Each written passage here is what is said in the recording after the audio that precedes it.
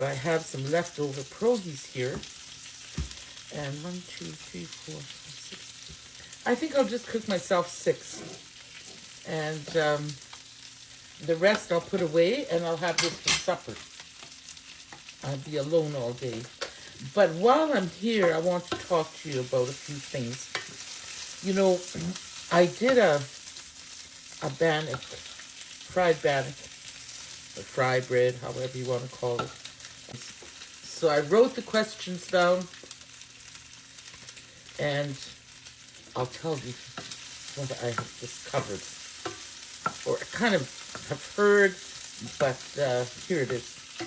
The history for our people and our food is that we lived off the buffalo. The buffalo fed us, and we were the caretakers of the buffalo, and we moved with the buffalo. The buffalo fed us, it clothed us, it sheltered us.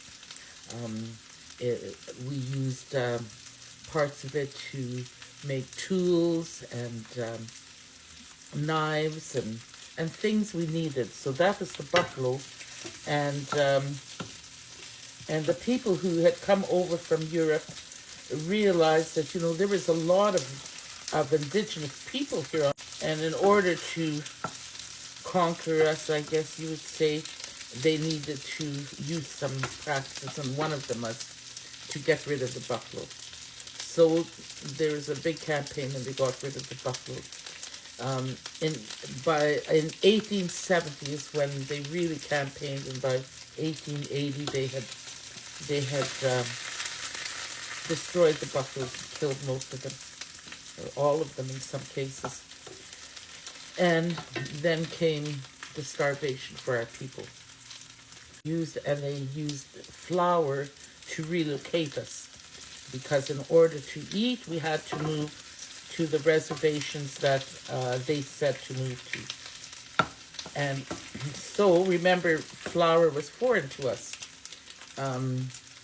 The Scottish are the ones that own bannock. They even called it bannock.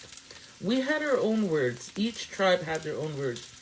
Dakota, when my grandmother made bannock, it was called arabi. And of course, as time went over, the arabi, now there's many, many recipes.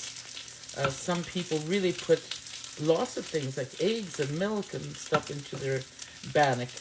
But what I'm showing you is the very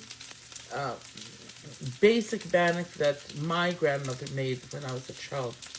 But I want you to know that before that, bannock was just flour and water, and mixed and made into like a softer dough, and patted out and cooked in a dry pan or over a fire, and that was bannock. Then as time went on, we were given baking powder and salt, and so when I was a child, that's what was 4 ingredients: flour, baking powder, salt, and water. And then the ingredient that gave it the oomph, you call, was lard, or oil, or bacon grease, or butter, I guess, whatever. But my grandmother used rendered lard that she had made herself from the pork skin and the pork fat, because in the baked bannock, I put the oil inside the dough. I put it inside, and then I put a 1/4 cup for a 2-cup recipe, I believe, and I make the bannock, and I bake it in the oven, and it rises nicely, and that's oven bannock. But for fry bread, I don't put the oil into the dough. I fry the dough in oil. So, I hope that helps. So the recipe I gave you, and I was so happy. Some of you did it, and you put pictures up for me to see the bannock you made, and it looked wonderful. A lot of people think of bannock as our traditional food, but really it's not traditional.